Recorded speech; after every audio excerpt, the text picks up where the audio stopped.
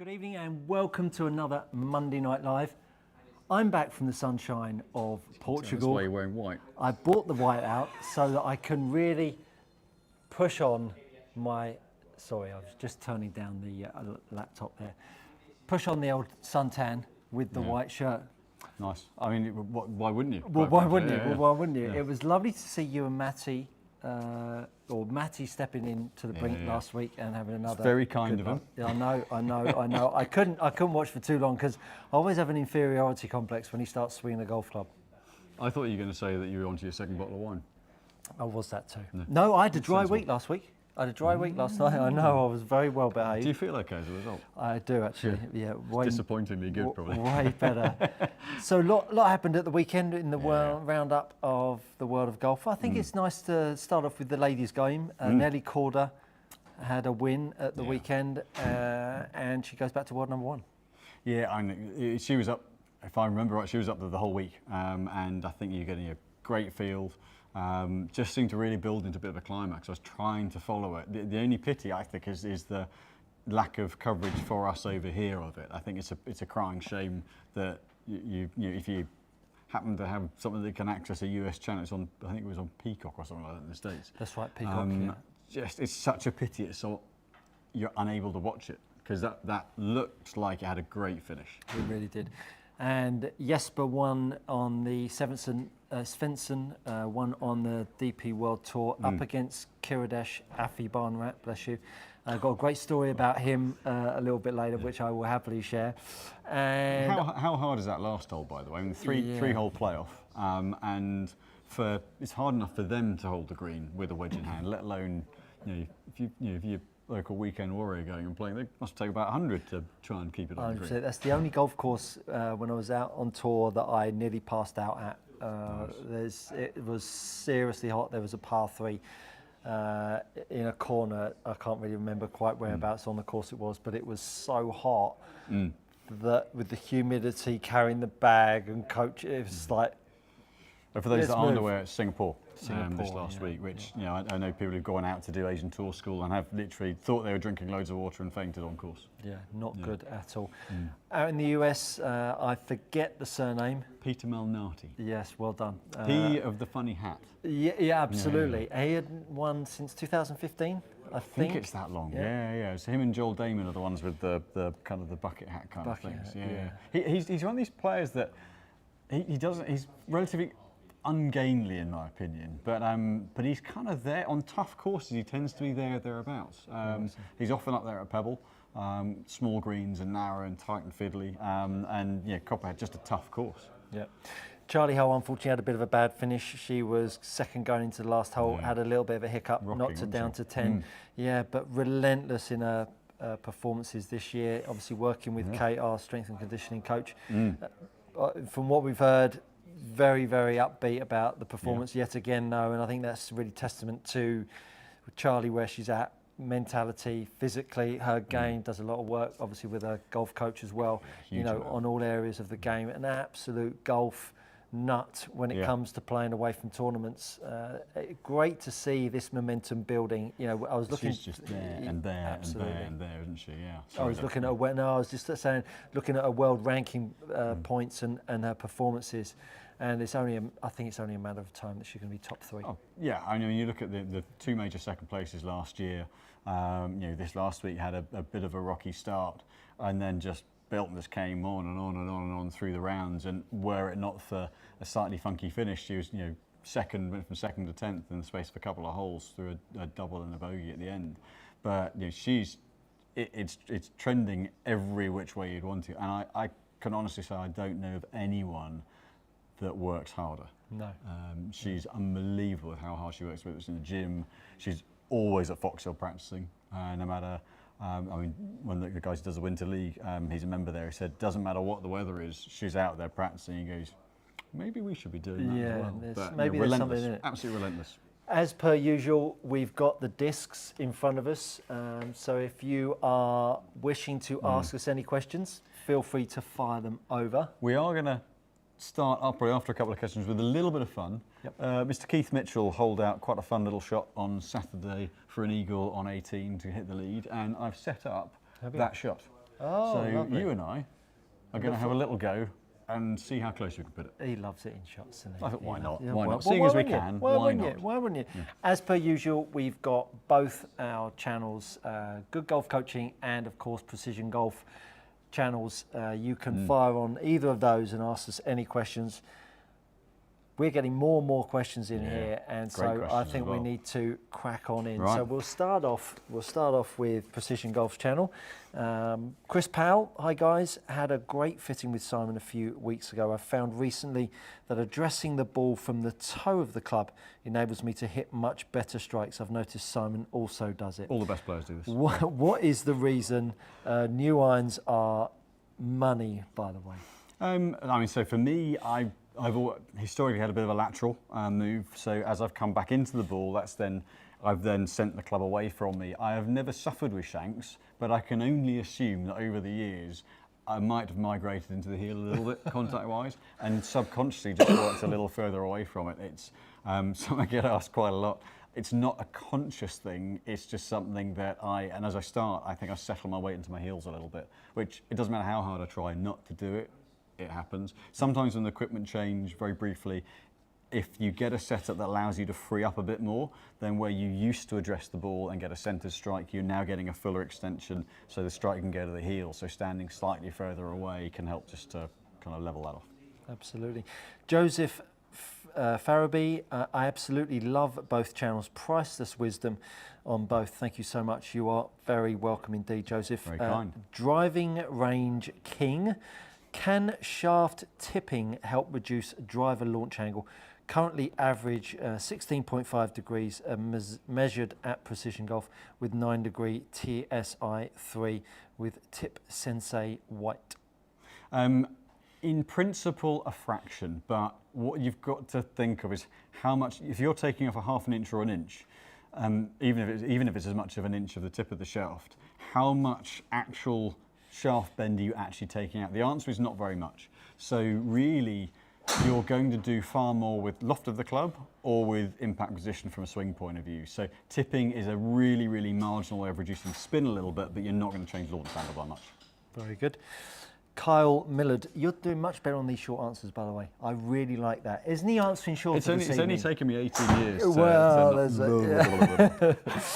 Kyle Millard, hi guys. What swing weight progression do you build a pitching wedge 4-iron to? So generally, it's roughly half a point every other club. So 0.2/0.3 per club as you go from 4-iron through to pitch wedge. It sometimes ramps up a little bit more at the very bottom, depending on the player, but that's the base one we built to. Very good. Dave Hurley, good evening both. Good evening to you, David. Thank you, and nice to have you here. Papa B, cheers, gents. You are welcome. Stuart, could you please give your opinion on long versus short lead side thumb in the grip? Okay, I can quickly do that for you. So, lead side thumb. I actually did a video on this. You can check it out on my YouTube channel, Good Golf Coaching. The lead side thumb, obviously, for a right-handed golfer will be your left thumb. And we talk about whether we want the thumb to be short or long. Now, for all of the golfers in the world out there that have an overswing, I would absolutely recommend going short, because what it does is it creates a little bit more pressure up on the shaft, so that when you're at the top of the backswing, it will allow the head to feel more pressure outwards. And what you'll actually feel in doing that is that you'll actually feel a little bit of a gap in here underneath your grip if you're making a short thumb. And what it'll actually help you do as well, if you get a little bit too narrow in your downswing, it'll give you a little bit of help on getting it a bit wider, so that you might be able to unload it a little bit more. For those of you that are looking for a little bit more lag and trying to get a little bit more of a longer swing, I would recommend having a longer thumb. All of a sudden that gap will now disappear in the hand, so you can see as I shorten my thumb, gap appears. As I lengthen my thumb, gap disappears. And so by having a longer thumb, you'll get a little bit more leverage. What are you, short or long? That's a very personal question. I honestly don't know. I've always thought I had a long thumb. Right. But actually, No, I think you're a shorty. Yeah. I'm a short one. Yeah. I'm a short one. Let's not go anywhere with that. Good admission. So in principle, short thumb shortens up back swings, makes the club a little bit wider. Long thumbs gives you a little bit more length in your backswing and gives you a little bit more leverage on the way down for a little bit more lag if you are looking for some of that. So actually it makes sense why I would be shorter, because I go over there somewhere when it goes wrong. A bit narrow as well, yeah, absolutely. Hope that answers your question. Minsock Park, Arcos sensor versus grip. What are your thoughts on the two? I'm considering getting into Arcos for stats tracking, starting with my new clubs. From a club building point of view, both of them are a bit pain in the backside, to be honest.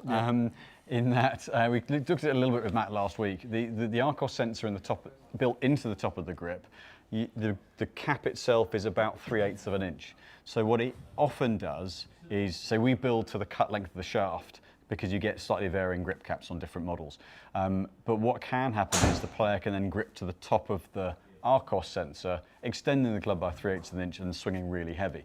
The screw-in Arcos sensors are heavier and do slightly affect the way the club swings. So the lesser of the evils is the one that's built in, but you have to grip it at the bottom of that grip cap.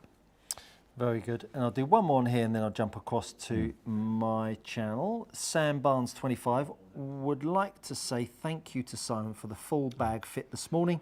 Has the little red T come down from the ceiling yet, Sam? No, it was an incredible trick shot. There's a little red T on the top of the one of these, which I didn't think it was possible to see on the top of that. No, Sam, thank you very much. Great fun this morning. Very, very sensitive to weighting. Got a real kind of snap, loads of speed. Yeah. So good fun fit. Thank you. Yeah. Brilliant. Bama number one. Good evening, gents.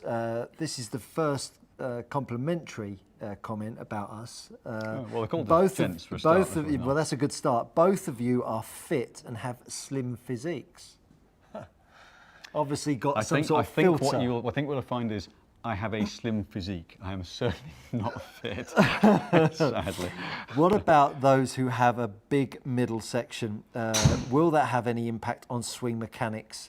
Asking for a friend. Well, let me give you a little answer for your friend, Bama number one. I think principally when you have what I like to call a lean back, you know, when you've got something that's hanging over the belt, and if you've got a bit of a lean back, what you tend to see is arm planes tend to get a little bit above you, and I think you in general have slightly less leg action. So arm swings get a little bit steeper, hip turns start to get a little bit shorter. The added advantage that you have got though is you've got more to make you feel like you've got some contact with your arms and your torso. So if you are a little bit in the middle, you get a sense that you could actually feel like you could create some contact with your middle and actually start to feel like your lower half could actually control your arm swing a little bit more. So feeling through the middle, feeling the contact on your little bit of paunch there on the arm swing on the way back will help you get a little bit more around the ball. As long as you've got a good grip, that will help you draw the golf ball a little bit more. So I would say that use a little bit of extra to make your arms feel like they're a little bit more attached to your body and really feel like the lower half is a bit more active. And I think that will start to balance out what could be, again, could be a little bit of an excessive arm swing that you tend to see with larger folk in general. Yeah, I think that one word you said there, balance. Balance is the key. You know, make sure you stay nice and grounded and don't try and do something that takes you off balance, because then the strike goes. So don't try and force something from a swing point of view. 100%. Basher Bill, I have a question. How do you bring the club face? It is. It's brilliant. Perfect for golf, right? How do you bring the club face down to impact in the exact same position each time? It's driving me crazy. 5 centimeters each side, and it's a shank. Thanks. Good question. Grab this so you haven't got to keep going back. Bringing the face down to the same section, same place each time is down to a good grip. If you've got a good grip, whatever it is, as long as you keep the speed and energy in the handle the same with a light grip, you will invariably make the face react in the same manner. It's fluctuations in speed and energy in a golf swing that will start to change the way your levers, when you're pulling on the club and swinging the club, that will start to change the way the heavy end swings. And if the heavy end is swinging, it will point the face to the left or it will point the face to the right. So speed and energy in the grip in your golf swing is one area that will control where the face points, and the other one is where you put your hands on the golf club. So do go over and check out my essential grip guide, and I'll give you a good insight into how to grip the golf club. But speed and energy on the golf club and how you grip it will ultimately define where the ball or where the club face is going to point. Now, if you're battling with a strike, a good drill is always to get a couple of golf balls, if I can get them out. Get a couple of golf balls. I could have helped you there, couldn't I? Yeah, but no, you were holding the iPad, and that's a job in itself. If you get yourself a couple of golf balls, and a bit like a putting template that you'll see putters practicing on strike, put it either side of the golf club head, and then just make some swings and just look to get the club head tracking through the gap. Now, I'm a fairly seasoned player, and that scares me because I'm worried about hitting Simon, but it's really quite a small gap. I mean, it's an inch or so either side. As you get better, you can draw it in, and as you start to draw it in, you can then start hitting golf shots with the balls either side. And if you hit one of the golf balls, you'll then soon find out where the bias of your strike is. But that's a great way of honing in good contact. Another one for you here. I shall Yeah, ask, no, I might as fire well away. ask you awkward. Why not? From EGRFX. First time watching LPGA live this weekend. Never noticed before, but most weren't taking divots with their irons and even with the wedges. Why is that? Interesting. So lady golfers in general have a far bigger swing phase in a golf swing than gents do. They have to wait for it a lot more because unfortunately they don't generate as much speed, but they've got still a decent amount of weight, and you tend to see with ladies golf, you see this incredible drive up of their right legs in most good lady golfers, and that's them trying to get the golf club around. And when they're doing that, they are allowing the golf club to swing, and very rarely do you see, unless you see some really the powerful players like an Anne Van Dam, Laura Davis famously, do they put lots of energy into the floor. So they're really trying to get this club head to swing down at the bottom to maximise the club head speed. That's why you tend to see lady golfers more as pickers of the golf ball than guys are more pounders of the strike. Could it be to do with just different flexibility levels? So just in terms of the fact there's so much more rotation that actually kind of shallows out the bottom. They're kind of catching at the bottom of the arc because the hips are already on the way back up. If they're rotating harder, they're pulling harder. Yeah. So if they're rotating harder, they're pulling harder. And at that point, there has to be a stall out for the golf club to swing. So I think it's a little bit cause and effect, but the harder you pull on it, the more you have to let it swing at some point. And I think with guys, they pull hard, but they also can square it up, push down on it. And of course, when you've got added club head speed, you've got way more ball speed, way more loft.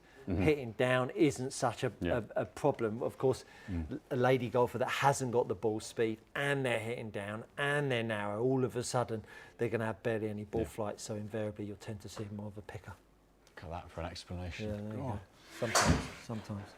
One more of those and then we'll jump back across. We'll go, and John Puckett's asked was more for me. So I'll perfect. Let me ask you that. Let me ask you that one then. So John Puckett, good afternoon from the States. Good evening, John. Nice to have you with us. Can you explain the bend profile of the KBS and taper? KBS taper, KBS dollar taper. Oh, okay. Taper, dollar taper. Yeah, money taper. And what are some other shafts that share a similar profile? Thank you. So there are two elements to the dollar taper. It is a stiff tip shaft, but it isn't a tip heavy shaft. So it's actually a really steel never gets counterbalanced, but it's a very evenly balanced. So they've reinforced the tip, made it very stable at the tip end, so it's a lower spin shaft. You're going to get several other shafts that are as tip stable, but most of them will be more tip heavy. So if you think of something like a, again, the profile's different, but a Modus 120 is very tip stiff, but it's tip heavy. To get that even balance and tip stable is relatively unique to KBS. They're one of the best at doing that. So maybe an Oban, a CT 125 from a balance point of view, but that is on the heavier end of the dollar tapers. So for that kind of balance, weight and tip stability, the dollar taper is pretty unique. If you're tuning in for the first time on Monday evening, this is our regular live show that we do every week, 6 p.m. from Precision Golf in Surrey in the United Kingdom. It's streamed both on the Precision Golf and Good Golf Coaching YouTube channel, so do go over and check out both channels depending on where you're watching from, and do fire in your questions because we'll do our very best to answer them all within our allotted 1 hour slot. Not always easy these days. Sam Barnes asks, would like to thank you to Simon for the full bat fitting this morning. I've already spoken about that one. We'll move swiftly on. Hi guys, can you test the new Ping G430 Max 10K versus the PXG Black Ops head versus the TM Q10 10K head with the Ventus Velocore blue tip shaft? Right. Very quickly, shall we hit that shot? Go on, and then I'll move it off that screen. Let's do that. Let's do that. We'll get this one out of the way. Yeah, brilliant. Just because this is just a bit of fun. Okay. So 158 yards. 158. Playing 8 yards uphill. 158. And playing into a bit of wind because that's what Mr. Mitchell had. So it's playing roughly about a 180, 85 yard shot. 185. Okay. I'm going with 7. 185. Oh, I'm not sure I can get between 180 to 185. That's I'm going to go with a hard 7. That is what Mr. Mitchell went with, the chippy one. So and he went with the chippy. So okay. Chippy 7. Oh, okay. Charming. Can one of us get close to holding it out? And that flag there. It's pretty close. I think it was maybe a couple of yards further left than that, but it's a pretty close flag to one. Okay. If I come up woefully short, I'll be going for the 5-iron. Get left. It's the right club. It's the right club, right. I've got to have another go at that. Can I have another go? Yeah, I think 2 goes each. That was terrible. That was terrible. It was the wind. Even though it's straight into the wind, pushed it right. Oh, there you go. Ooh. There you go. Come on, come back now. Well, that's a pretty good effort, that. Pretty good effort. Stop. Okay, I don't mind that. I don't mind that. That's good. I'm glad the 7-iron got there. I only go with a smooth 6. Not as manly as you. Well, you're into wind, you're going to hit it further than I do with your flight anyway. He has hit this about 17 times, by the way. Hello. I came in here. Yeah, you've hit. Hello. This. Oh, that's naughty. Oh.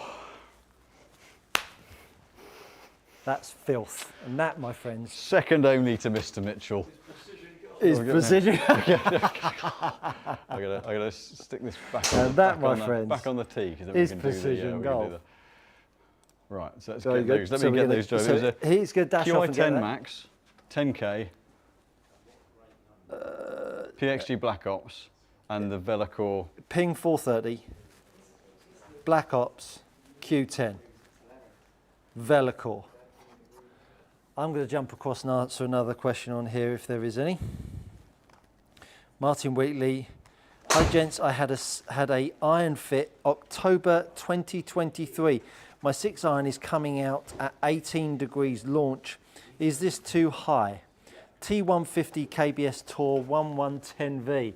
Oh, he's only brought in a little Diet Coke, and there is other Cokes out there if you would like to choose from. He only bought one though, didn't he? Yeah, but you don't drink Diet Coke, do you? No, not really, no. You're more of a red wine man.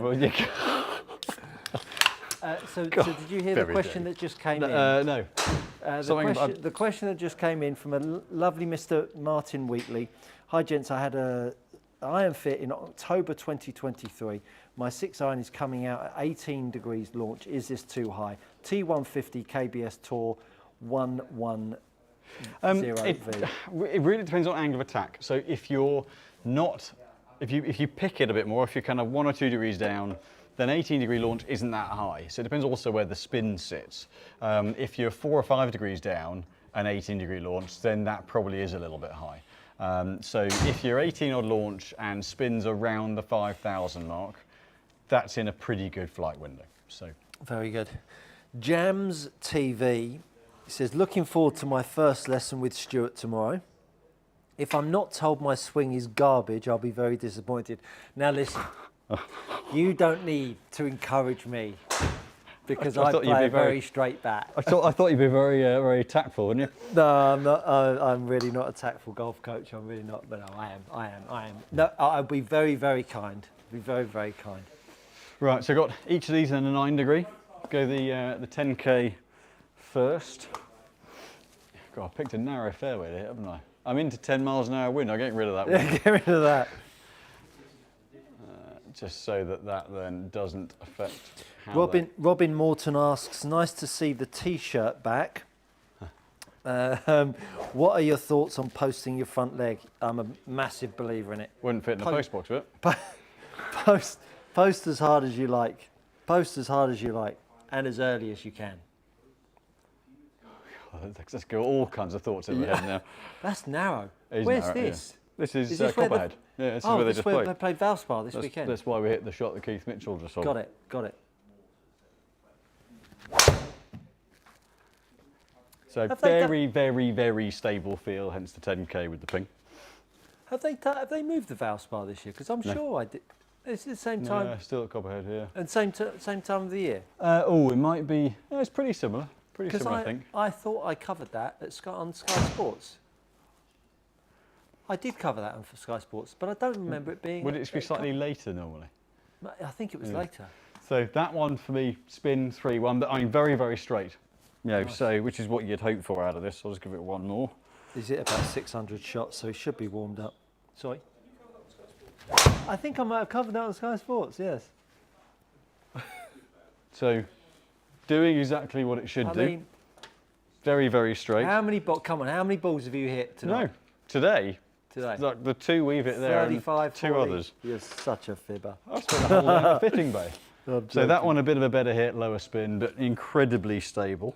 Martin Williams asks, what is the difference between the Mitsubishi AV shafts and the 1K Mitsubishi, please? So the 1K has their super top end premium materials. The AV is still a good shaft, but it's not got the top line 1K quality materials in. So the 1Ks will feel a bit smoother, will structurally be a little bit more stable, which just helps to hold spin, keep the flight down a little bit more, just really geared at a heavier load from the player.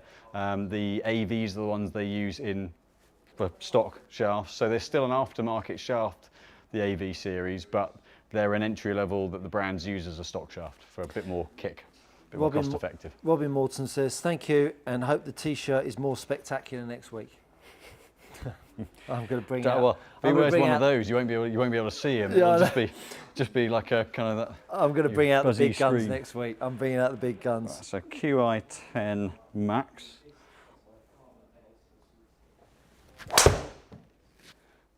Which in theory should be slightly more draw biased. But for me, I do know weight back opens the face, so. Yeah. While you're hitting that, Chi Therapy. Hi guys, nice to have you back again, Chi Therapy. Is it, in your opinion, a putter fitting just as important as an iron or wood fitting?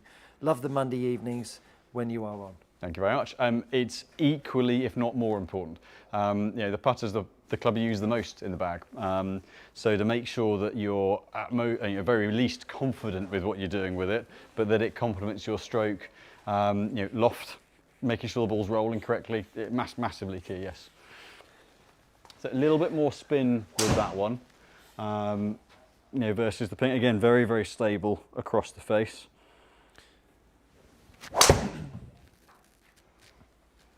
Can definitely feel that wanting to open a bit more. I towed that a bit. But yeah, for one that wasn't middled, that's quite nice. Yeah, I think a little more flight though. I think. If you are new to a Monday evening, 6 p.m. every week, Simon and I, we always host a little show talking about golf equipment, golf coaching, streamed on 2 channels, Good Golf Coaching and of course Precision Golf, the home of it all, down in sunny Surrey in the south of England. If you have any questions, feel free to fire them on. We will test any golf club and we'll demo any golf tip that you would like to know about. Yeah, so QI10 max, a few hundred revs higher. The well hit one is where the higher spin one was with the ping. The ping came in a bit lower on the second hit. Right, Black Ops here, right. It's quite a nice looking head, this actually. Doesn't sound quite as nice, but a little harder sound to it. My foursomes partner is going to be enjoying watching this. Smethers, should we get on with Hewitt now? Exactly the same spot for about 7 shots. 2-4. Okay, not bad. So more club speed than that, a little less ball speed. This is something with the Black Ops. They've been very consistent for spin, not quite as much ball speed as some of the other heads, but very stable. Nice. Nice. I haven't actually missed a fairway. You haven't missed the fairway yet. I'm getting a bit bored with it, to be quite honest. So yeah, so that one got to be better on spin. Yeah, so the ping's the lowest spin. This one sits in the middle. TaylorMade a little more spin, but ball speed wise, proportion to smash on the Black Ops a little bit less than the other 2. Tom Ashmore asks, evening both. Good evening, Tom. Do you have an ideal yardage gapping between clubs? And does this vary depending on speed? Also, looking forward to a fitting in June. Yes and yes. Yeah, I mean, the more speed you have, the more your gaps need to be a little bit bigger. Otherwise, you end up with a very, very long set of wedges in terms of distance-wise. But do you have, yeah, so you generally, if you're kind of moderate speed, around the 10 odd yard per club, but actually as your speed goes up, it can end up sort of 12 or 13 yards per club, maybe even 15 for the really, really kind of long players, just proportionally trying to get as even a spread through the set as possible. Very good. Michael Barber asks, hi guys, what would be the difference between a club that is stamped tour issue only over one that a club golfer would buy off the rack? A lot more expensive. With some of them, I mean, like, if you take a Scotty Cameron putter, they're just a very, very low volume, in principle, just slightly tighter tolerances. Really, you're looking at slightly tighter tolerances, and on some of the drive heads, they are going to sit a bit flatter and a little bit more open. There are some prototype series they do as tour only, which are slightly different to the production models, but most of the time, you can't get them officially, and it'll cost you a lot. Golf nerd, have you ever had any experience with injuries due to hitting off mats too much? Yeah, it depends on how you deliver the club, in the same way as if you're a leading edge guy, a mat is nasty business for you. If you're more of a collector, then it's not really too much of an issue. But if you're someone that pounds it a little bit more, takes a lot of divot, then you are going to be susceptible for elbow issues, shoulder issues, and of course back issues as well. Yeah, off a mat like this, where there's a pile about an inch thick, that absorbs and moves with the strike. So this sort of mat's a very different surface to the kind of ones you're going to use at a lot of driving ranges, where there's that much kind of hard rubber underneath and about that much felt. So I, over the winter, years back when I was playing full time, elbow, wrist. Because basically the club head stops and jars at impact, whereas with a mat like this, it moves through impact, so you get less impact. Is it your left wrist or right wrist?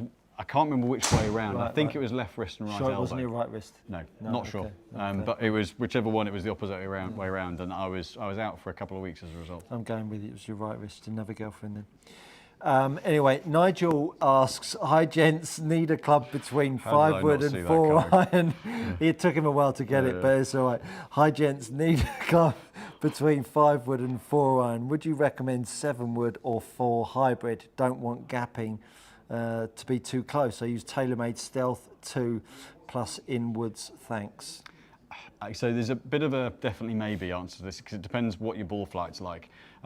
If you generate a bit of launch, then the 7-wood's going to balloon up and the 4-hybrid's going to give a better flight. If you're a lower ball hitter, the 7-wood's going to get up higher and carry and land softer. So both will do the job. The 7-wood's going to go higher, land softer. The 4-hybrid's going to come out flatter and produce a stronger flight. And depending on where your flight is, generally will determine which is the better one for you. Andrew Morrison, sorry Andrew, I missed your question. Evening gents, I have a bit of a toe strike with irons, better than a shank, a little over the top and pull a bit in the downswing. I just found my irons are D5 swing weight. Would this have an effect on toe strike? It certainly won't help if you're on the weak side, right? I mean, yeah, D5. So the one thing there are lots of ways that a club could get to D5. You could be 6'4" and play 3/4 inch longer than standard, and then D5 isn't that heavy.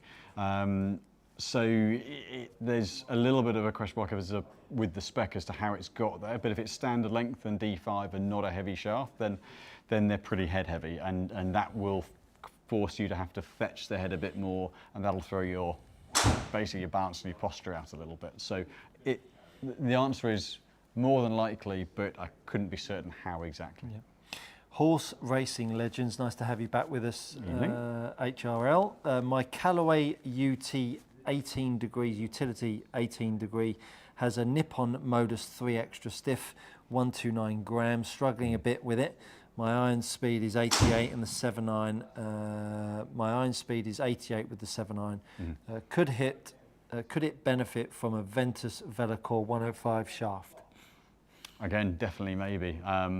I mean, it could be that if you have that shaft in your irons and it swings well, and we probably find in a driving iron, it's pretty 50-50 that, so I play the same shaft in my driving iron as I do my irons. If I go lighter, I lose the club and lose the timing.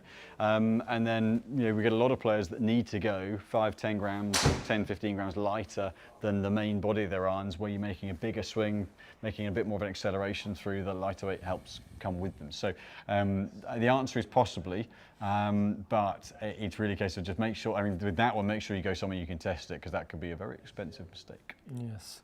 JP Cole 2011, Laura Davies, what a beast she was in her prime. Oh, yeah. I mean, agreed. I think underrated. I think very much so. David Graham, hi guys. Any chance Simon could hit the Cobra Dark Speed versus the King Tech hybrids 17 degrees and compare them to the Aerojet, which has impressed me last year?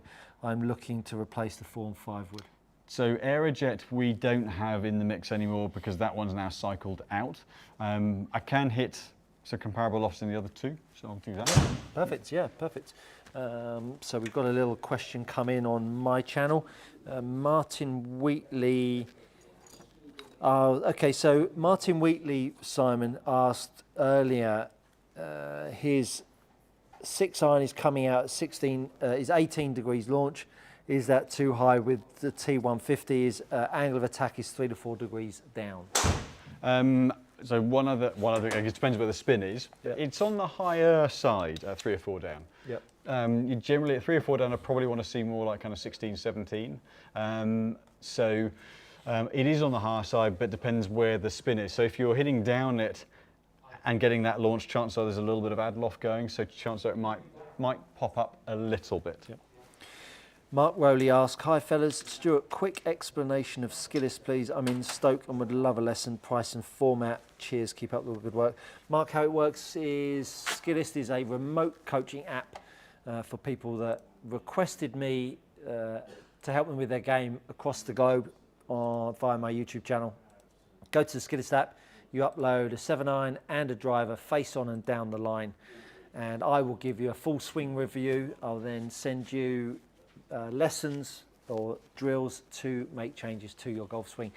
Then I ask you to send back videos of you applying those drills, and then I ask you to go away and practice for 10 days or so, and then send me back some new swings after having done the practice, another review, another bit of feedback, and then we go from there. Price of that is $190 via the Skillist app, and you can find all the information on there, Mark. Hopefully that's of use for you. So you're going to whop one away with... Yep. Got the King Tech. These we've got both in a 19, so I'm comparing like with a 19. So the Tech's very versatile. You've got different places you can put the weight to move centre of gravity, more toe side, heel side. So I've got it in a neutral setup.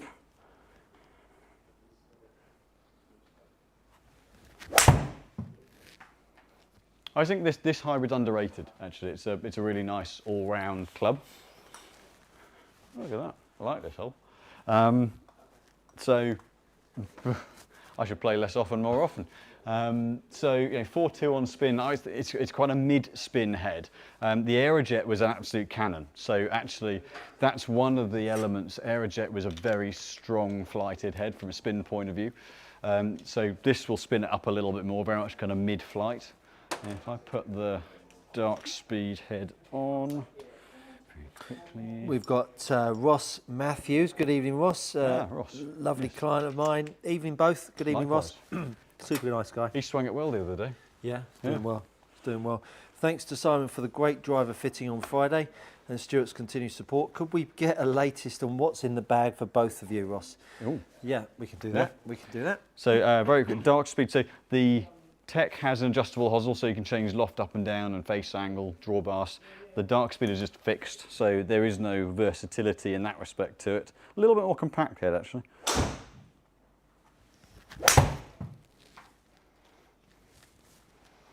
So we'll see where, a bit fadey. That's a hotter flight. So you can see from a distance point of view, that's flown, gone. So that I'm going to do one more just to make sure that's not a silly reading on spin. That says 2,000. Yeah. This was pretty low when I hit it first time round. I didn't think it was that low. But, sort of rotten swing. You've used all your good ones up. Yeah, I peaked. We'll see where the spin is anyway. It I would expect this to be a flatter flight. So Spin. a little low on the face. So the dark speed is going to be a little more penetrating design for distance. The Tech a little bit more mid-flight. Very good, very good, very good. You know what that shows? Quit while you're ahead. Excuse me, absolutely. Nick Luton asks, hi gents, loving the show as always. Can you offer a tip which helps keep the arms in front of the body during the downswing, please? I can offer you up that, Nick.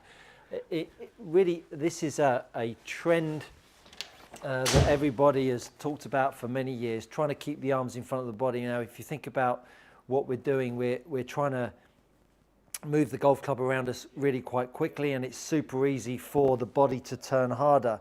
Now, if you read and watch enough golf content, you will be discouraged from pulling on the golf club.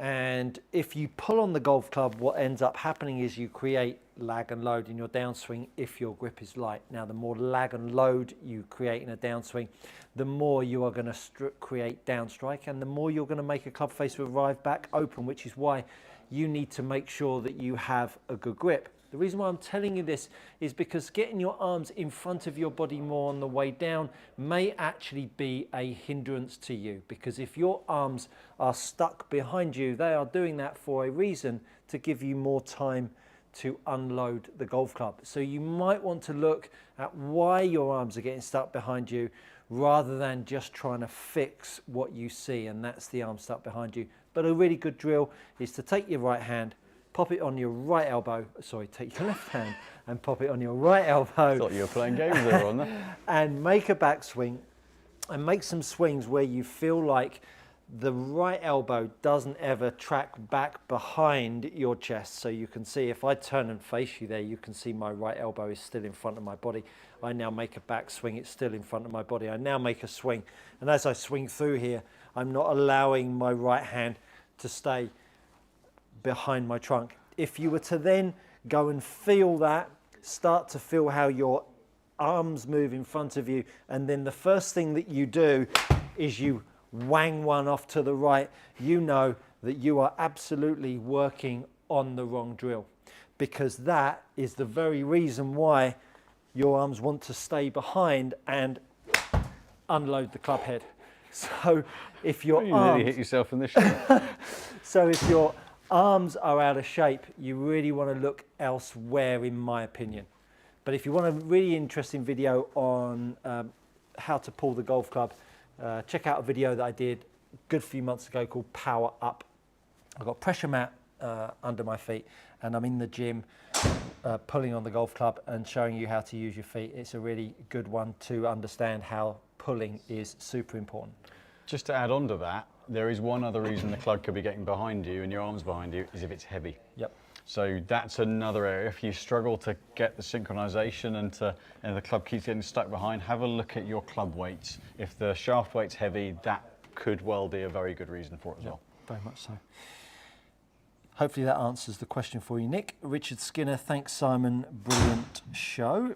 Thank you very much. Tom Ashmore, hi gents. How do you typically weight shafts to irons? Sorry, I thought we'd already asked this question, but typically weight hybrid shafts compared to iron shafts for slower swing speed players and good hybrid heads for a higher handicapper.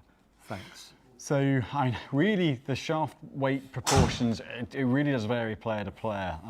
You generally tend to find that for the kind of mid-higher handicapper or the lower speed player, you're going to go lighter because we're trying to get the speed, we're trying to get through the ball to get the loft on the back of it, get the flight up. So heavier is just hard work and hard to time. So you normally would go drop weight a little bit quicker into the hybrids for the moderate speed player. And then really, it's all about what kind of launch profile. So, there are a lot of the hybrid heads are really pretty user-friendly now, but you've got something like a TSR1 Titleist hybrid, which is like a small fairway wood that adds a bit of launch and adds a bit of spin. And then you've got a head like the Callaway, the AI Smoke, which is a very low spin head that if someone hits a high fade, then that just gets it going forward. So it just depends on what you want from a ball flight as to which head suits best. Very good recap there. Nicholas Evans, hi chaps, quick cue on the new Ping i530 irons. How much will they differ performance-wise from the i500s? Assume difference in lofts may be the main factor, considering a purchase of second-hand i500s. The 500s are going to be a slightly harder, clickier note. But 500s rather than 510, so the 530s will be better across the face. That's one, there's more tungsten in the sole, and they are going to be a little bit more forgiving. Certainly that's one of the aspects you're going to notice with any of the heads now, with the tungsten heel and toe, take a T150 is so much more user-friendly than they used to be. So a miss hit will definitely be better with a 530. Out in the middle, the 500s were a bomb. So they will go. No matter what loft they're at, they're a strong hitting head. So obviously pricing wise, the 530s are going to be pretty strong. So from a value point of view, the 500s could be a very good option. We've got another 10 minutes, just over 10 minutes left. Do get those questions coming in. We will gladly hit or test anything you would like. And any coaching questions, feel free to fire them over. Paul M, evening guys, great show as always. Thank you, Paul. Would you consider a Ventus Blue TR50 regular driver shaft similar to a Tensei 55 stiff? Not really. The materials in the Velocore and the TR in particular are much more stout in the grip end, so it's still going to feel firmer. You're still looking at a Tensei 55 stiff if it's the AV. Was it the AV? It was the Tensei 55 and the Blue TR 50. So, the Blue TR is still, the Blue's still a very tip-stable shaft, and the TR with the butt weave it makes it even more stout. So that's still, even in the Verticones regular, that plays as good as a stiff in many other shafts. So that's still going to play, in principle, lower spin and stronger feeling than the Tensei 55 in the stiff. Golf Nerd 3, what other sports do you guys play, and what would you challenge the other in? I don't do anything anymore. What would I challenge Stuart at? Well, he does the gym more than I do, so there's nothing with any endurance or strength. Cricket was my sports school. I'd take you on at cricket. Squash I was Oh, yeah, my legs would fail. Yeah, that's the problem. I was a county squash player. And do you know what? I never played cricket at school. Ah, so we both picked good ones then. Yeah, that might be. I'd get to the point my legs would fail and I'd hit my face on the wall at the front, and I could bowl a bouncer at you. Okay, yeah, get me straight in the ghoulies. Yeah, they're coming to a YouTube video soon. Horse racing legends, thank you, team. Yes, I've got the Nippon Modus 3 120 stiff in my Callaway MB irons. 130 in the UT seems too much. Yeah, I mean, try, if you got the one, is it 120 in the irons, try the 105 in the UT. That's often quite a good way to go with that. Very good. Mike 55, gone through and continuing major swing changes since my fitting around a year ago. Do you think it's necessary to look at irons again, and what can be changed easily without getting a whole new set? I mean, it depends how major a swing change you've had. Swing rates can easily be changed, and that's often the main thing that needs changing. If you've changed the delivery and the plane a little bit or the path, then it's not necessarily the whole thing that needs to change, but the balance of the club, a little bit of potentially extra weight on the head. If you've got better technique-wise, then you can deal with you're going to move the club a little more efficiently, so a bit more weight in the head. And I say a bit, looking at 1 or 2 grams quite often. That's normally where we're most likely to see, or a loft lie change as well. But the head weight's normally where we're most likely to see an effective change after swing work. Got a question coming from Phil on the other channel, which I'll come back to in a moment. Harry asks, hi lads, got fitted last year for irons P770s with NS Pro 950 GH Neo Reg Flex. Yep. You know what that is? Yep. With a swing sounds speed. like hieroglyphics, Yeah, right. I know. With swing speed with 7 iron at higher 60s, I've since improved it to around 80. Well done. Very impressive. Do you think it would be worth getting refit? With that kind of change, yeah. If you think you've changed basically 20% pretty much in club speed, which ordinarily like 5 or 6 miles an hour club speed on its own, I wouldn't necessarily say yes. Things are still fairly relevant, but if you've gone up 10 to 12, that will mean something will need to accommodate for that. Again, whether it's just a little bit of weighting, it could be that the shaft might now be, it's not going to be too soft, but if you're putting that much more energy into the club, then the dead weight might need to be looked at, but certainly worth a recheck. Daniel Winterbottom, hi gents, looking at new wedges for some information. I tried the OEM wedge fitting apps. Some say low bounce 60 and some say high, e.g. Titleist recommend D12 and Ping H8.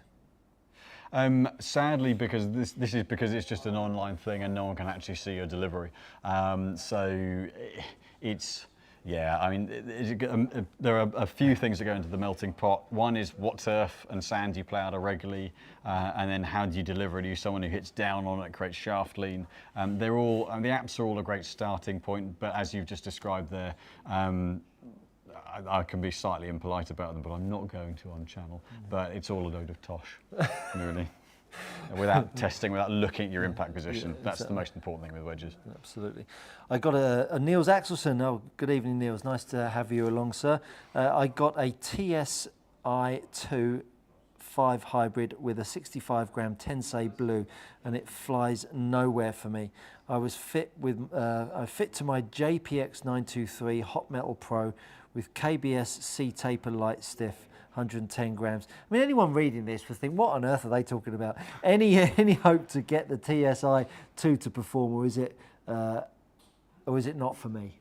I mean, the TSIs were a spinnier head. Let me just double check one. I'll just read one thing, make sure I'm not going to get any of the others. I mean, the 5 hybrid is a 24, I think, loft. So that is going to go up pretty high. If you've got Hot Metal Pro irons with a C-taper light stiff, tip balance, the Hot Metal Pros, strongish loft, lower spin, and then you've got a TSI2 that will stick it right up your nostril. So it sounds like that might be a tough one. Stick it in a D1 setting and maybe go a little heavier, a little more tip stiff, but it sounds like the head might want to just hit it a little too high. Phil asks over on my channel, Would you like me to do the hosting? Please, please, ask away. Where's Phil? Where's Phil? Down the bottom there. Yeah, hi, good golf pros. Clearly means you, not me. Any tips for the same rhythm and tempo through the bag? Tend to muscle and force longer clubs. Yeah, I mean, there's a few ways you can go about it. One is a metronome. is a really good way of starting to feel rhythm in your golf swing. And obviously, as you go into the bag, the tempo is actually longer because the swing is longer. So you need to reduce the beats as you go up. Just 1 beat per club is a good way to start. But if you're starting to force and muscle the club a bit more as it gets longer, a few things you want to look at. The clubs, as Simon intimated earlier, they might be a little bit heavy for you anyway. And if you feel like you need to hit it a bit harder to get the ball flighted, you might have some issues in how you're delivering the less loft. And I think that's really where you would want to start, because I just don't go down the route of, oh, you swung that too fast. Because if you do swing it fast, the ball's going to go a long way. If you swing it slow, it's going to have no spin on it, particularly in the long irons, and it's going to knuckle out the sky. So you do need speed in the longer clubs. I hit my 4-iron harder than I hit my 7-iron. And I hit my hybrid harder than I hit my 4-iron, and so on. So I wouldn't worry about trying to swing it harder with the longer clubs. If they fit well, they should be sympathetic with the swing that you're trying to put on them. And if they don't fly well, look at the swing mechanics, not trying to change your tempo and swing easy. If you swing easy with a long iron, it'll fall out the sky like a wounded mallard. So I think a bit of club fitting and a little bit of technique in terms of the delivery would be a better way to go than just thinking about a bit of a tempo change. Yeah, that's one of the things. One of the questions last week that got asked to Matt and me was about kind of pet hate with things that people say in a fitting. One of the things that I think that other golfers say to one another is, oh, you ought to slow down, oh, you ought to. Actually, we all swing, we all have a natural rhythm based on your physiology and your musculature. You're either someone who has fast twitch and goes and creates fast acceleration, or it's a more gradual tempo. And you've got to tune into that. Go with what you naturally do, because you're going to do that best. Yeah, absolutely right. Joshua Belcher asks, hi gents, the hazardous Gen 4 black 6.5 driver shaft, what are some similar profiles to try?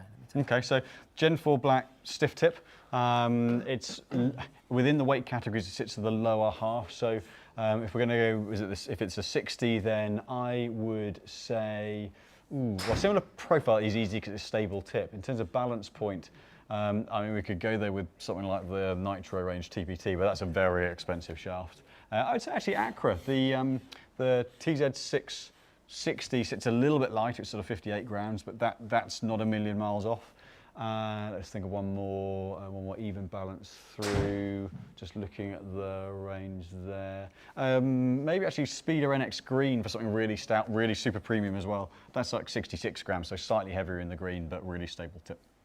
Aidan asks, is there much of a difference between Project X LZ6, 120 grams stiff, and KBS Dollar Taper, 120 gram stiff? Yeah, a lot. So the LZ stands for loading zone. It's in principle designed to load a little more on the upper half of the shaft, but it swings really quite tip heavy. The Dollar Taper, stiffer tip, but a higher balance point, so suit totally different swings, even though the weight is the same. Very good. Ian M, any shafts similar to a Ventus Red? Ventus Red, yeah. So not quite as stout in the tip. Something like the Oban the Asawa series, that's got a little more balance in the tip, a little bit more tip response. It's not quite as heavy, but the IZ series, again, if you're looking for something a little more responsive, a little spinnier, that's not a bad option as well. Those would be two good options, yeah. Very good. Hugh Jackson, evening gents, good evening Hugh. With mention of the Hewitt, what changes do you make to your bag setup to play windy links golf, and what do you think are the ideal launch conditions for playing into the wind? Well, I play a driving iron 2-iron anyway, so I don't change my bag. And in terms of, so for those that don't know, Halford Hewitt is a inter-schools alumni tournament down at Royal St George's, Royal Sanctport in about 3 weeks' time, and I'm just fingers crossed it's not horrible weather, which it probably will be now. So it's scratch foursomes match play, so it's quite a hard format. Really, in terms of playing it, driver-wise, people change their flight too much. the ball doesn't, if you're hitting it well, doesn't spin that much anyway. So the biggest mistake you can make is trying to take too much flight off, because you lose carry distance. So just really smooth the tempo out. Don't go after it too hard. Go upper club, swing smooth. I just put the ball a little further back of my stance just to flight it down a little bit in heavy wind. If you're a very good player, then you can play some specialist, really kind of low stingy shots, but strike's king in wind. You've got to strike it cleanly, and that's the most important thing. Always go with a lesser divot in the wind. Take less divot, pick it off the top, and you'll help your spin rate, and it will go through it a little bit better. Ooh. There was a question about bag makeup, current bag makeup. Yes. Which I will fizz through very quickly. Fizz through your one. Driver, TSR 3, 8 degree, VA composites, Sinister 65 stiff. 3 wood. Mura irons. Mura irons, yeah. Mura 5 to pitch in those, and I currently have a PXG Gen 2 T 4 iron, and I play a Strixon ZXU driving iron. 3 wood is Paradigm Triple Diamond, 15 degree with a bit of lead tape on the bottom, and Kyoshi Purple 75 stiff. And some Vokey raw wedges, 50F, 56D, and a 60M. Putter? Putter is a Bettinardi Queen Bee 11. I got it sort of a bit pimped, black finish, the slightly different carbon, DASS carbon, short neck for a little bit of toe flow, and black shaft, standard pistol grip, heavy head. And I'll do mine next week because I haven't got a clue what I play. Golf clubs. Yeah, nuts and bolts. Yeah. I think we have answered. Oh no, JP, I'll answer down to Aidan. JP Cole 2011, same question as other person. Have G425 irons and woods, hybrids and driver. Is it easy to replace shafts, or should I replace all the clubs in the last 4 months, and hard work have gone from 28 to 15? Well done. Very good effort, that. Effort. The heads, it is easy to change a shaft, and don't think that just because, Monty got to world number 2 playing a game improvement iron head. It doesn't necessitate. The head could still be a perfectly good head for you, but by the sounds of it, the improvement in your game you might have developed beyond the shafts you have, and potentially what you have might still be working really well. So there are lots of options open to you, and a good fitter will give you all options that are viable. Aidan asked, does the Modus shaft have a similar bend to Ping Tour shafts? Well, the Ping Tour shafts are a graphite and the Modus are a steel. So the Modus is stiff, well, the 105 and 120 are stiff tip and softer butt section.